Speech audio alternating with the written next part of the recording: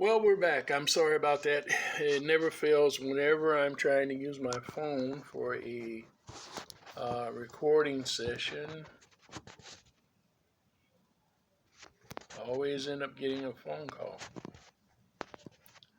And it's usually a telemarketer.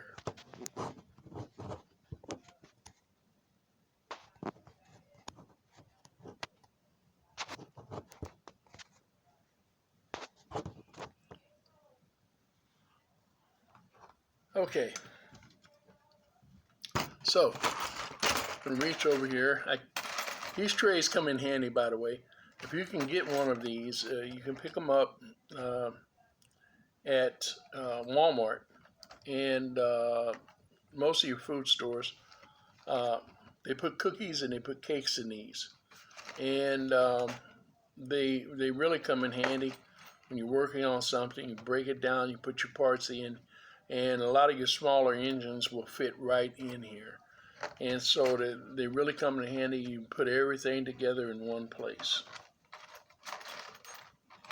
Now, grab these screws.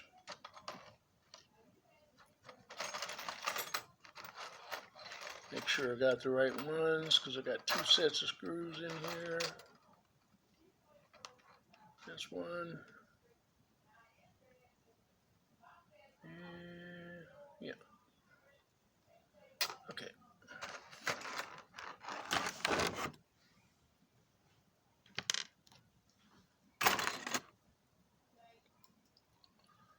So we got our motor in place.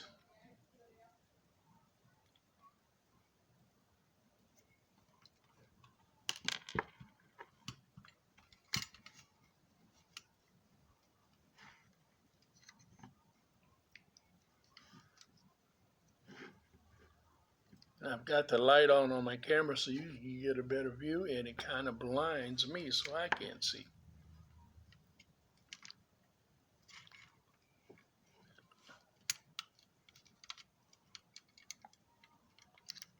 I just pulled it back up out of there.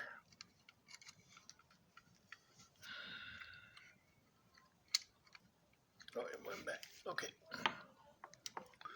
Motor's in place.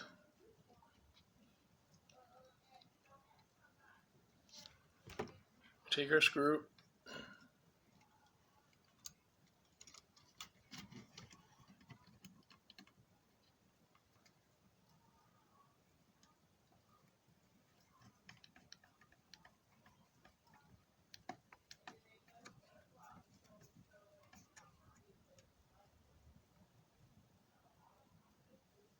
Tighten it nice and tight.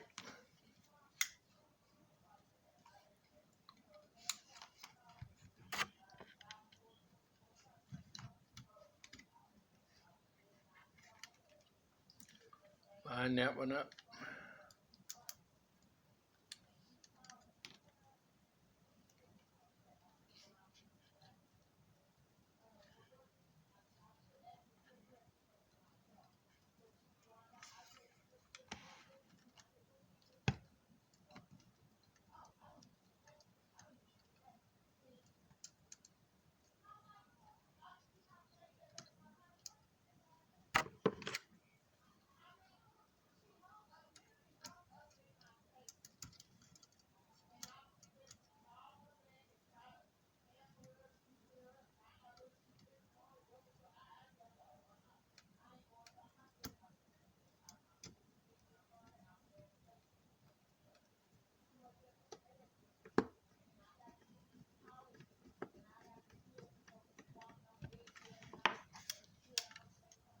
Tighten that one up.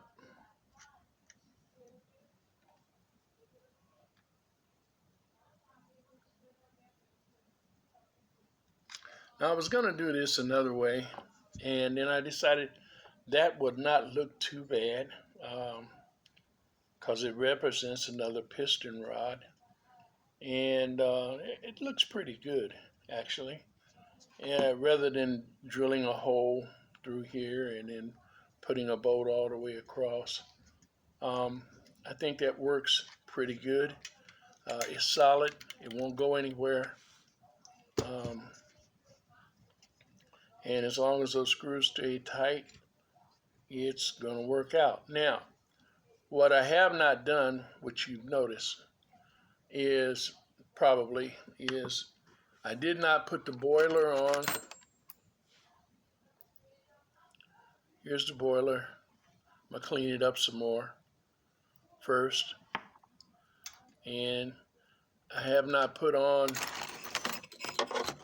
these two items. Have not put on this front cowl.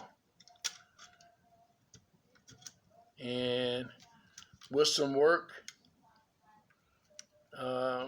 as you can see, let's see.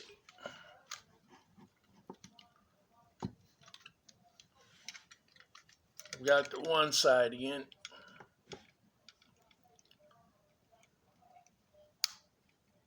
This side,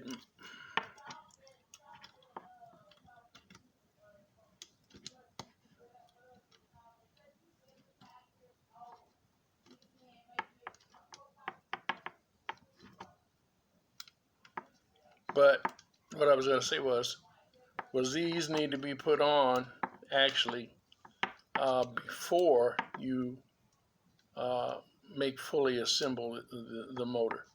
So as I did, just in representation to show you today how this was going, you would put the motor in, set it in place, then put on your, well, first let me back up, I'm sorry. You put on your boiler, you put on your marker lights and your finials. Then you would set your motor in and put this in place. It has two tabs on it, one on each side that come up through the side right here and on this side. And then you bend these over. Once you get it in place, you get your screws in on each side and have it all together. But first you put on your finials, your clearance lights, your boiler plate, then mount your motor, but do not put your screws in like as I did. I was just trying to show you how it was going to go together. And then you place this in place and you get it up in there.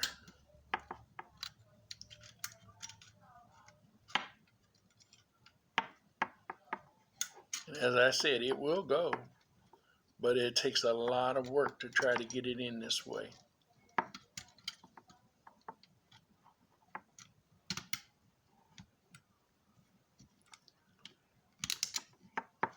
Just to show you that it will go.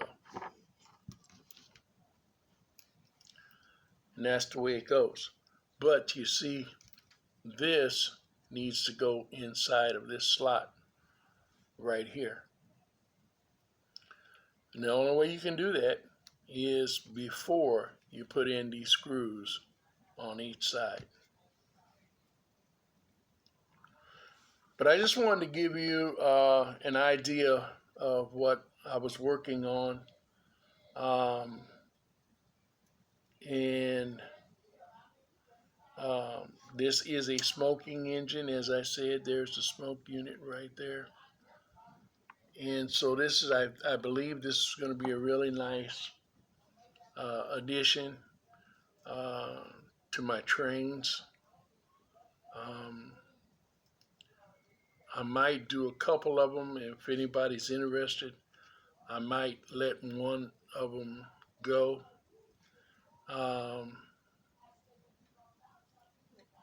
I've got several 1666s. If anybody wants me to make them one and they want to send me a 1666 in a Canadian Pacific and want me to do it, I'll gladly do it for you. But whatever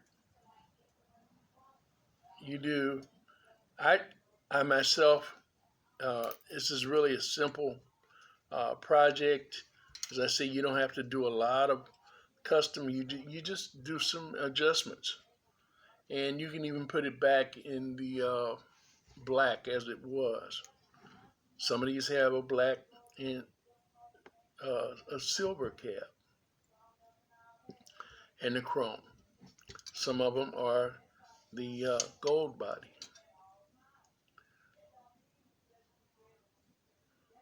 But their Canadian Pacifics are really nice engines.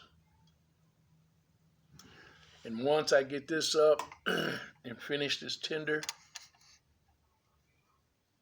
I really like this tender, the way it came out. And who knows, I may not put a regular Canadian Pacific tender with this particular engine. After all, this is a custom Canadian Pacific. And I was looking at some real ones, some pictures of some real ones, and they did a lot of neat stuff. They didn't all have the same exact tender, believe it or not. Depends on what service that engine was being used in.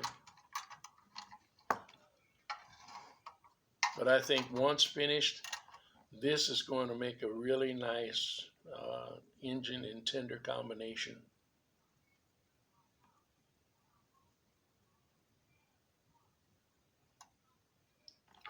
All right, guys. That's all I have for you right now. I don't remember whether I said in the last session or not. I heard from Gary at Trains in the Basement, and he is this weekend, I believe, as of this weekend, he was going to look at that 10E motor and really check it out for me and see what it's going to take for him to fix it.